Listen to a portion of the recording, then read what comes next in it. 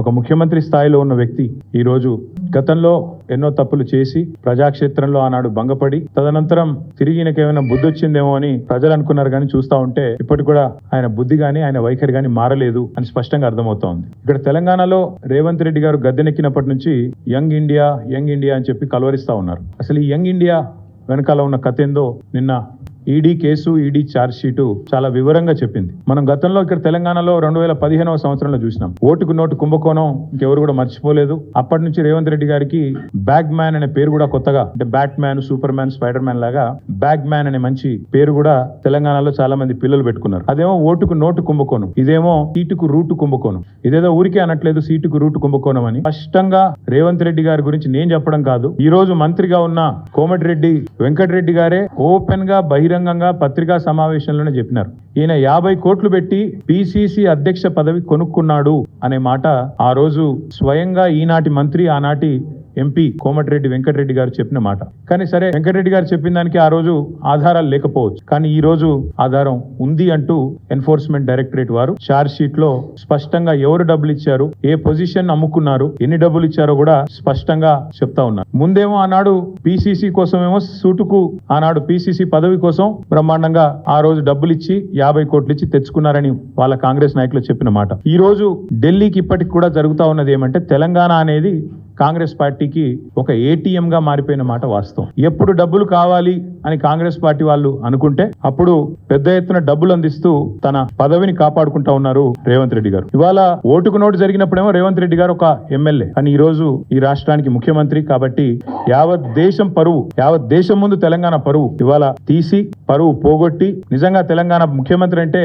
ఇట్లాంటి వ్యక్తి అనే పరిస్థితి ఇవాళ కనబడతా ఉన్నది. గతంలో యడ్యూరప్ప గారు కర్ణాటక ముఖ్యమంత్రిగా ఉన్నారు. ఇది నేను చెప్పేది 2020వ సంవత్సరానికి సంబంధించిన అంశం. ఇది కాంగ్రెస్ పార్టీ యొక్క స్టేట్మెంట్. ఆ రోజు కాంగ్రెస్ పార్టీ ఆనాడు యడ్యూరప్ప గారు ముఖ్యమంత్రిగా కర్ణాటకలో ఉన్నప్పుడు మరి హౌసింగ్ స్కామ్ లో ఈయన పాత్ర ఉంది అని వార్తలు వస్తే ఆ రోజు అక్కడి కాంగ్రెస్ నాయకులు చేసిన డిమాండ్ ఏంది అంటే, మరి వెంటనే యడ్యూరప్ప గారు నిష్పక్షపాతంగా విచారణ జరగాలి అంటే రాజీనామా చేయాల్సిందే, ఇట్లాంటి వ్యక్తి ముఖ్యమంత్రిగా ఉంటే విచారణ ఎట్లా జరుగుతుంది అని చెప్పి ఆ రోజు అక్కడి కాంగ్రెస్ పార్టీ అధ్యక్షులు, ప్రదేశ్ కాంగ్రెస్ కమిటీ అధ్యక్షులు కర్ణాటకలో చేసిన డిమాండ్. చాలా వాళ్ళు చెప్పిన మాట. The Karnataka Congress on Thursday demanded that Karnataka Chief Minister B.S. Yediyurappa either resign or be sacked to ensure a fair investigation against him in 2019 corruption case. ఇది కర్ణాటక కాంగ్రెస్ మాట, నా మాట కాదు. ఒక విచారణ ఎదుర్కోవాల్సి వస్తే ముఖ్యమంత్రి గారు either he should resign voluntarily, స్వచ్ఛందంగా తప్పుకోవాలి, లేదా ఆయన అర్జెంట్ గా తొలగిస్తేనే నిష్పక్షపాతమైన ఎంక్వైరీ జరుగుతుంది అనే మాట వారు చెప్పిన మాట. ఇవాళ మేమంటుంది కూడా అదే.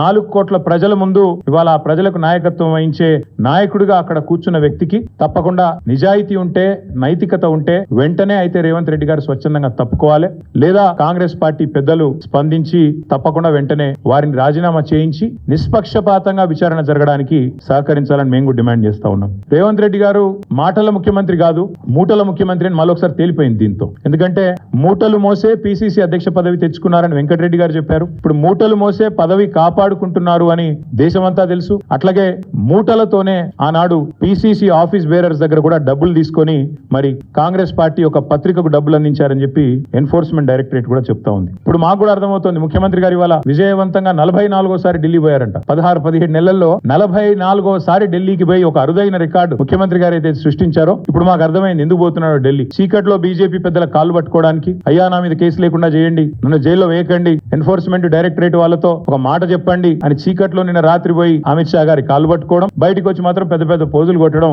రేవంత్ రెడ్డి గారు మరి ఏం చేస్తున్నారో ప్రజలకు కూడా అర్థమై ఉండాలి. 44 సార్లు ఢిల్లీ ఎందుకు పోతున్నారో స్పష్టంగా అర్థమై ఉండాలి. ఒక్క ఇటుక పేర్చకుండా, ఒక్క కొత్త ప్రాజెక్టు కట్టకుండా, ఒక్క సంక్షేమ పథకం అమలు చేయకుండా, ఒక్క గ్యారంటీ ఇచ్చిన ఒక్క గ్యారంటీ అమలు చేయకుండా తెలంగాణలో 1,80,000 కోట్ల అప్పు, ఆ డబ్బులు ఎక్కడ పోతున్నాయో ఇప్పుడన్నా మరి తెలంగాణ ప్రజలకు అర్థమవుతుందని నేను అనుకుంటా ఉన్నా. గత సంవత్సరంన్నర కాలంగా తెలంగాణ ప్రజల సంపదను దోచి తెలంగాణను ఏటీఎం గా మార్చి ఢిల్లీ బాసులకు దోచి పెట్టడానికే, అటు ఢిల్లీ బాసులు అంటే ఇద్దరున్నారు పాపం బాసులు, ఆయన బాధ వర్ణనాతీతం. ఒక బాస్ ఏమో అఫీషియల్ బాస్ రాహుల్ గాంధీ గారు, ఇంకొక బాస్ ఏమో అన్అఫీషియల్ బాస్ మోడీ గారు, అమిత్ షా గారు. కాబట్టి అటు ఇటు ఇద్దరిని ప్రసన్నం చేసుకోవడానికి 44 సార్లు ఎక్కే విమానం దిగే విమానం అన్నట్టుగా రేవంత్ రెడ్డి గారి వ్యవహారం నడుస్తా ఉంది. 7.5 కాలంగా రేవంత్ రెడ్డి గారు చేసిన పనులు 3: 1 బీఆర్ఎస్ పై నిందలు, 2 బిల్డర్లతో కాంట్రాక్టర్లతో